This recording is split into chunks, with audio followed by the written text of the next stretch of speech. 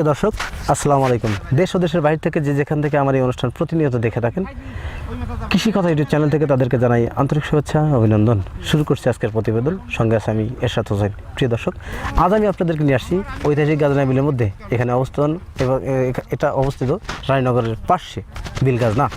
এখানে এক ভাই হাঁস পালন করে থাকেন। হাঁস পালন করে তিনি ব্যাপক সফলতা অর্জন করেছেন বলে মনে করছেন। সেই সফলতা তৈরি করার পর শুনবো সেই ভাইয়ের কাছ থেকে। চলুন দেরি না করে শুরু করি আজকের প্রতিবেদন।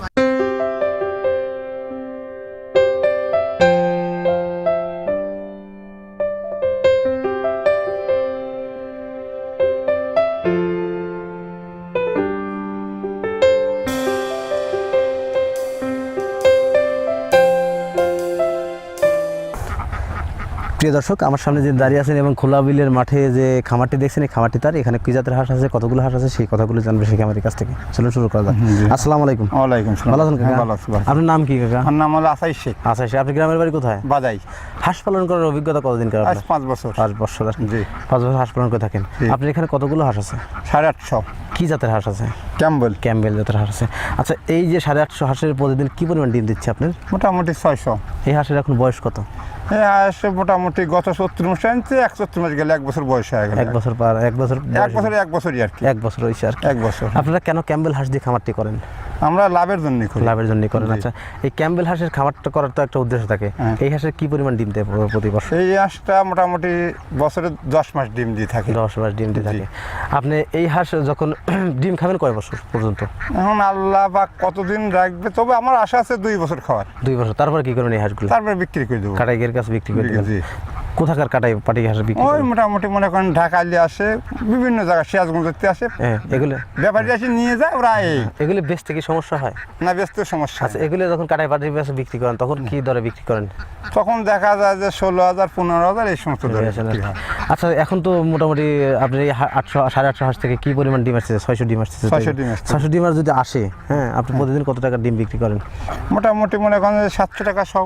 700 টাকা সহ। জি। আচ্ছা, ডিমের দাম 700 টাকা সহ কেন?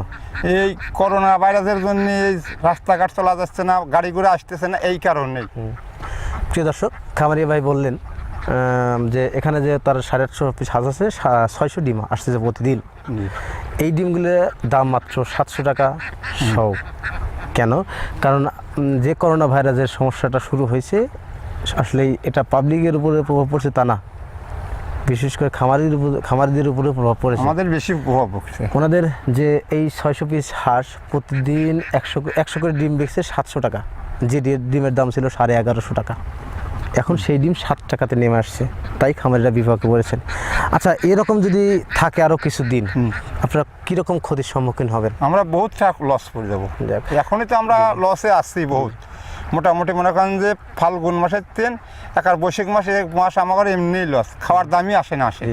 আর এই যে আমাদের যে শ্রমিকগুলো আছে, শ্রমিকের বেতন আসছে 4 করে শ্রমিক আছে, তার শ্রমিকের বেতন একজনের 10,000 12,000 করে বেতন। বুঝতে পারছি। এইগুলি আমরা দিতে পারতেছি না।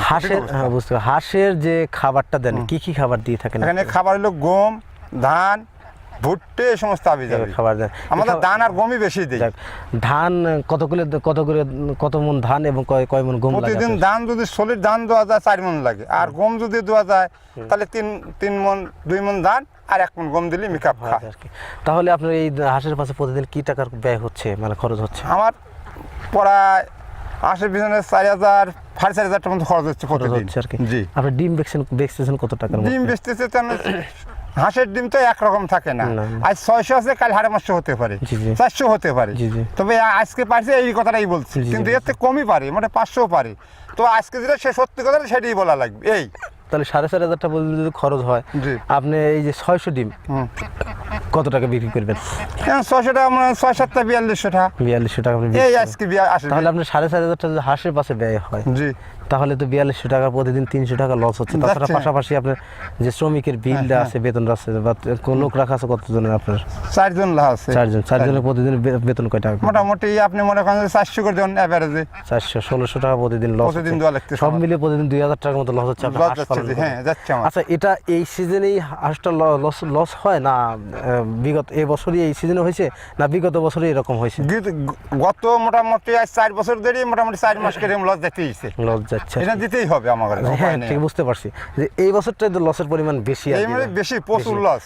বিগত বছর মানে গত বছরের কথা হচ্ছে, গত বছর এই বছরই বেশি লস। এই বছর গত বছরে কি এই সময় এরকম লস হচ্ছে? হ্যাঁ ও তো না, কিন্তু গতবার মহিমই জমতে আর কি লস হতো না। না লস হতো না, কিন্তু এই বছরটাই লস বেশি। আপনারা হাঁস কেন বিলে রাখেন, আবদ্ধ অবস্থায় কেন পালন করেন? আবদ্ধ অবস্থায় পালন করেন ধরেন যে ঈদের সময় শামুক খায়, কালাই খায়, ধানের চড়ার মধ্যে ধান আছে এইগুলো টুকটাক খায়, আর পানির মধ্যে রাখা লাগে, এই জন্য খোলা মোড় জায়গায় রাখা হয়, গ্রামের মধ্যে রাখা যায় না। বুঝতে পারছি।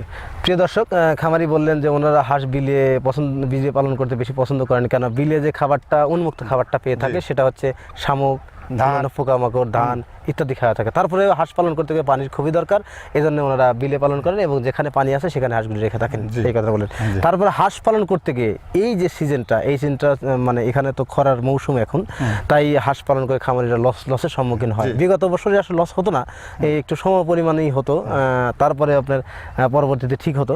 কিন্তু এবছরে এই করোনা ভাইরাসের কারণে খামারিরা খুবই সমস্যার মধ্যে পড়েছে। কেন? কারণ হচ্ছে হাঁসের ডিম 1100 টাকার সময় দাম মাত্র 700 টাকা, তাই খামারিরা সমস্যার মধ্যে পড়েছে। প্রতিদিন তার ম্যাক্সিমাম এই হাঁস পালন করে 2000 টাকার মতো লস হচ্ছে। খামারিতে হাঁস পালন করতে গেলে আসলে বিভিন্ন পদক্ষেপ গ্রহণ করতে হয়। এই পদক্ষেপগুলো খামারিরা গ্রহণ করে থাকেন, কিন্তু কালের বিবর্তনের ফলে খামারিরা বিভাগে বলেছেন, যেমন ধরেন আমাদের এবছরে একটু সমস্যার মধ্যে আছে, আসলে সব কিছু লকডাউন করে দেওয়া হয়েছে, কারণ হচ্ছে যাতায়াত ব্যবস্থাটা ভালো নেই বা সুবিধা নেই, তাই এই সমস্যাটা খামারে পড়ছেন। আচ্ছা, হাঁস পালন করতে কি লাভবান হওয়া যায়? হ্যাঁ লাভবান, আল্লাহ দেয়। আচ্ছা, আপনি এখন তো লস হচ্ছে, লাভ হবে কখন থেকে? লাভ হবে ধরেন যে আপনার ওই আশ্বিন থেকে পৌষ মাস পর্যন্ত, বাংলা কথা বুঝতে পারছি। আচ্ছা লাভ, হ্যাঁ আপনি আর এখনো স্বাভাবিক চলে, বুঝতে পারছি। এখন তো আপনার লস আবার ইডি কাটলি পারে ওই সময় 2-1 মাস যাই আল্লাহ দিবি কিছু। বুঝতে পারছি, ঠিক আছে বুঝতে পারছি। এখন তো আপনি এই মাস ইরি ধান কাটবে আর কয় মাস পরে? মোটামুটি আরো 1 মাস দিকে, তো 1 মাস আপনি এই লসের সম্মুখীন হবেন। যাওয়াই লাগবে আমার এখন এই 1 মাস, প্রতি মাসে 60,000 টাকা মতো লসের সম্মুখীন দিতেই হবে, আমার উপায় নেই। তারপর থেকে আবার লাভের সম্মুখীন, ওইটা মেকআপ খাবে, এই আশাতেই আপনারা খামারটি করেছেন। ঠিক রাখছি। বছরের 12টা মাস, 12টা মাসের কয়টা মাস আপনাদের লাভের সম্মুখীন হন এবং কয়টা মাস আপনাদের লসের সম্মুখীন হন? মোটামুটি আমরা 5 মাস লাভের সম্মুখীন, আর অবশিষ্ট মাস লসে যায় আর কি। তারপর আপনার হাঁসের খামার করি, কিন্তু আমরা কামলা দিতে পারি না, অন্য করতে পারি না, এই জন্য কামলার টাকাটা থাকলে এটাই আমাদের যথেষ্ট, এইটাই আমাদের। 5 মাসে আমরা 5 মাসে আপনি হাঁস থেকে, এই 800 হাঁস থেকে প্রতি মাসে কি পরিমাণ টাকা আয় করবেন? মোটামুটি ধরেন যে 50,000 টাকা প্রতি মাসে, 50,000 টাকা টিকবে আর কি। 5 মাসে 2.5-3 লাখ টাকা আয় করবেন। আর 7 মাসে প্রতি মাসে তো কয় টাকা লস যাবে আপনার? 7 মাসে মোটামুটি এই বছর যেরকম হয়েছে এরকম হলে তো আপনি পর্যন্ত কত টাকা ব্যবসার লস। তাছাড়া কি বিগত বছরগুলো কিরকম লস আছে? না তত লস যায় না, ওগুলো মোটামুটি চলে গেছে, ওগুলো গায়ে বাজে না। এই বছরটাই আমাদের গায়ে বাজে সম্পূর্ণ। দর্শক, খামারি ভাই বললেন যে হাঁস পালন করতে গিয়ে ওনারা যে পদক্ষেপগুলো গ্রহণ করে থাকেন, যে সমস্যাগুলো হয়ে থাকে, এখন যে এই সময়টাতে হাঁস পালন করতে গেলে লসের সম্মুখীন হচ্ছেন। কেন? কারণ হচ্ছে একে তো করোনা ভাইরাসের সমস্যা, দ্বিতীয় কথা হচ্ছে মাল বিক্রি করতে পারছে না, বা অনেক সস্তা দাম। বিগত বছরগুলো তাদের লস হতো না, কিন্তু যে টাকা ইনকাম হতো সব মিলিয়ে মুখে চলে যেত। মানে খামারির থেকে যাদের রাখা আছে তাদের বেতন এবং হাঁসের খাবার সব মিলিয়ে মুখে চলে। তারপরে তাদের প্রতি মাসে ওই 700-800 হাঁস থেকে প্রতি বছরে তাও 3-4 লাখ টাকা আয় থাকতো এই খামারিদের। এই আশাতেই খামারটি করে তোলেন। আচ্ছা, আপনি কি মনে করেন যারা খামার করবে, তারা যদি খামার পরিচালনা করতে চায়, নতুন যারা খামার পরিচালনা করতে চায়, তারা খামার পরিচালনা করতে পারবে? তাদের ব্যক্তিগত ব্যাপার সেটা। তারা যদি যে কোনো জিনিসের শিক্ষা আছে, শিক্ষা ছাড়া হবে না, আগে ট্রেনিং দিতে হবে, তারপরে এই কাজে যেতে হবে। যাক, আপনি হাঁস পালন করার প্রশিক্ষণ নেওয়া আছে? আমার প্রশিক্ষণ নেওয়া আছে। কোথা থেকে প্রশিক্ষণ নিয়েছেন? আমি প্রশিক্ষণ ছিলাম একজনের ফার্মে যায়। কতদিন ছিলেন আপনি? মোটামুটি 6 মাস ছিলাম। 6 মাস থেকে প্রশিক্ষণ নিয়েছি, মানে হাইলে থাকা যাকে বলে। লিভার থেকে নিশ্চিত। প্রিয় দর্শক, আসলে বই পুস্তকের প্রশিক্ষণ আর হাতে কলমে প্রশিক্ষণের ভিতরে অনেক পার্থক্য থাকে। কেন? কারণ উনি একটা খামারে 6 মাস যাবৎ রাখাল ছিলেন, সেই হাঁসগুলিতে পরিচালনা বা দেখাশোনা করতেন, এই কথাটাই বললেন। এখান থেকে প্রশিক্ষণ নেওয়ার পরেই তিনি হাঁসের খামারটি করছেন, সেখান থেকে দেখছে যে হাঁস পালন করে লাভবান হওয়া যায়, হ্যাঁ। তাই তিনি হাঁসের খামারটা নিজে করছেন। এখন তো আপনি খামারের মালিক আর কি, জি, আমি আজ মালিক। তার 5 বছর আপনি হ্যাঁ, হাঁস পালন করে থাকেন। হ্যাঁ। 5 বছরে আপনি কি পরিমাণ লাভের সম্মুখীন হয়েছেন বা কি পরিমাণ আয় হয়েছে? আল্লাহ যেটুক দিছে ভালো দিছে, ছেলেবেলে লেখাপড়া করে খুশি লেগেছে, এটাই হলো বড় জিনিস। সংসার ভালো একটা ছেলে মাস্টার্স পাস পড়াইছে, একটা ছেলে আই পাবনা পড়তেছে, বুঝতে পারছি, এইটাই বুঝতে পারছি। এইটাই চলে গেলে আমার বেশি কিছু আর দরকার আসে না। প্রিয় দর্শক, খামারি বললেন যে হাঁস পালন করে লাভবান হওয়া যায়। ওনারা হাঁস পালন করে আসলেই মানুষ কামলা দেয়, মানুষের পরের বাড়ি দিন মজুরি কাজ করে, শ্রমিকের কাজ করে, তারা একটা বেতন পায়, 500 টাকা প্রতিদিন বেতন পায়। সেই বেতনটা নিয়ে তারা পরিজনকে সাথে করে সুখে শান্তিতে জীবনযাপন করে থাকে। আসলে তারা সেই পরিশ্রম বা সেই শ্রমিকের কাজটা করতে পারে না, এই জন্যই খামারটি পরিচালনা করে থাকেন। লস হলেও তারা খামারটি পরিচালনা করে থাকেন, এটা তাদের একটা ব্যবসা, হাঁস একটা ব্যবসা হিসেবে চলছে। তো হাঁস পালন করে লাভবান হওয়া যায় কাকার মধ্যে, কিন্তু সঠিক পদক্ষেপ গ্রহণ করতে হবে এবং পরিচর্যা ঠিক মতো করতে হবে। আচ্ছা, ক্যাশের দরকার আছে। না অবশ্যই, সেটা তো অবশ্যই। আচ্ছা, হাঁসের যে খাবারটা আপনি দেন সেটা কিভাবে দেন? এই ধান আর গম? ধান আর গম ওই মিশে ওই যে একটা চট বানা, চটের পর সারি সারি দেন কি? সারি দিয়ে সারা দিয়ে ওর সাথে খাওয়া যাচ্ছে আর কি। ভিজা দেন না? না, শুকনাই দিই, শুকনাই দিই। শুকনা দিলে হাঁসের গালে ঘা হয় না? ওই গাওয়ালে আপনার ওষুধ খাওয়ান কি ওষুধ খান আপনারা? ওই গালেগার বড়ি, যেমন ওষুধের নাম তো- রেবসুন খাওয়াই, এইগুলি আমরা বেশিরভাগ খাওয়াই। হাঁসের রোগ হয়, যেমন ধরেন পাও পড়া, মাথা ফুলে যাওয়া বা পায়খানা, বিভিন্ন রোগ এগুলো হয়।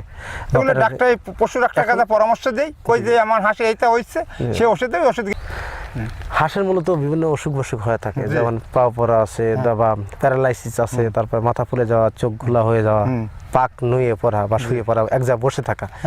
এই সব সমস্যাগুলো যখন হয় হাঁসের, তখন কি ওষুধ আপনারা খাওয়ান বা কি পদক্ষেপ গ্রহণ করেন? এইটা পশু ডাক্তারের কাছে যা বলি যে এই কাহিনী হয়েছে, হাঁস এই পরিস্থিতি বসে আসছে, এরকম পাও পড়ে যাচ্ছে, হয়তো ঠান্ডা লাগছে, তখন তারা ওষুধ দেয়, ওই ওষুধগুলো আমরা খাওয়াই। আপনি কি ওষুধের নাম বলতে পারবেন? না, আমি অশিক্ষিতগুলো বলতে পারবো না, এইটাই আমার। প্রিয় দর্শক, খামারি ভাই বললেন যে হাঁস পালন করতে গিয়ে আসলে বিভিন্ন সমস্যার মধ্যে তারা পড়ে থাকেন, যেমন হাঁসের বিভিন্ন রোগ হয়ে থাকে, যেমন পাও পড়া বা বসে থাকা বা মাথা ফুলে যাওয়া, চোখ ঘোলা হয়ে যাওয়া, পাক নুয়ে দেওয়া, বিভিন্ন হয়ে থাকে।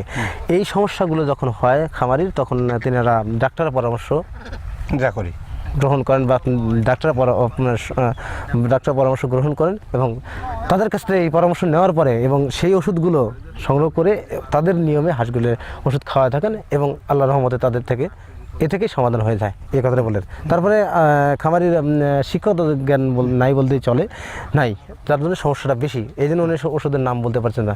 তো প্রিয় দর্শক, খামার করতে গিয়ে অনেক সমস্যা পড়ে থাকেন খামারিরা, যেমন হাঁসের দেখভাল করা, পরিচর্যা করা, বা হাঁসের খাবার ঠিকমতো দেয়া, হাঁসের কী কী খাবার লাগবে, কোন সময় খাবার লাগবে, সেই সিস্টেমগুলো খাবার দিয়ে থাকেন, এবং সেটা সঠিক সময় দিতে হবে, তাহলেই হাঁস সঠিক ডিম দেবে আর কি, যে কথাটা বললেন। তো এই সমস্যাগুলো যখন ঠিকমতো করবেন, তাহলে আপনি খামার করে লাভবান হতে পারবেন। তো প্রিয় দর্শক, আর কথা বলতে যাচ্ছি না, আজকের প্রতিবেদন এখানে সমাপ্ত করছি। ভালো থাকেন, সুস্থ থাকেন, আল্লাহ হাফেজ, ধন্যবাদ।